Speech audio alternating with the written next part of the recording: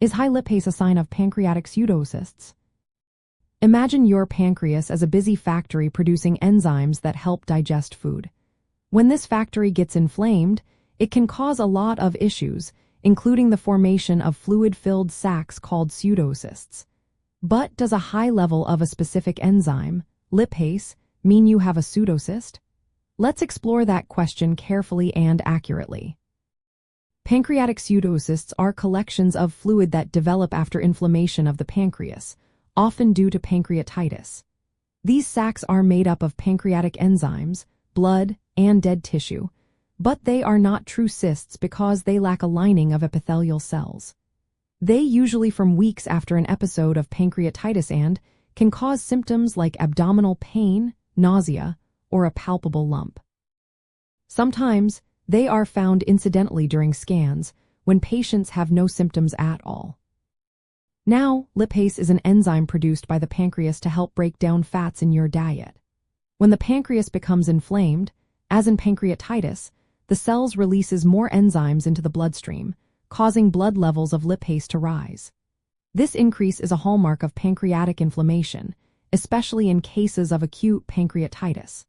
However, the key point is that elevated lipase levels are related to inflammation, not directly to the presence of a pseudocyst. So, if you are wondering whether high lipase indicates a pseudocyst, the answer is a bit more complex. Elevated lipase is a sign that your pancreas is inflamed, which can lead to pseudocyst formation. But once a pseudocyst has formed, lipase levels may not stay high.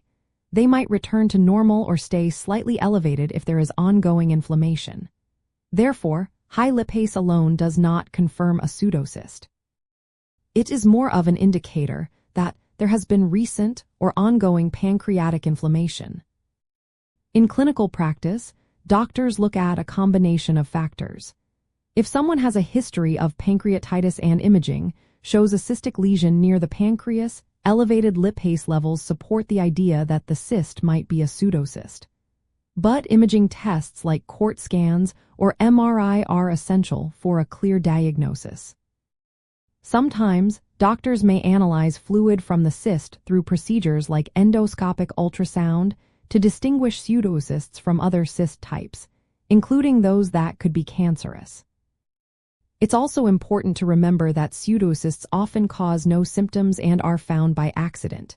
When symptoms do appear, they can include abdominal pain, nausea, vomiting, or a mass in the abdomen. These symptoms can overlap with other pancreatic conditions, including cancer, which is why thorough evaluation by a healthcare professional is crucial. From a broader perspective on pancreas health, it's vital to understand that high lipase levels are a sign of pancreatic inflammation, not a direct sign of a pseudocyst. While inflammation can lead to pseudocyst formation, the presence of a pseudocyst is confirmed through imaging and sometimes fluid analysis, not just blood tests.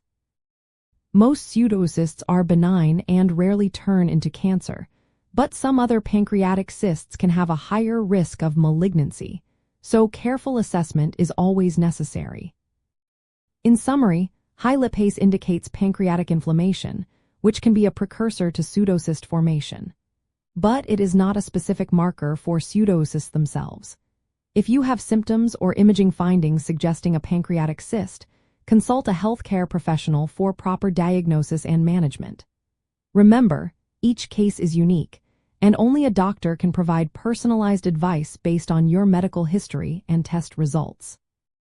Always seek professional guidance to ensure safe and effective care.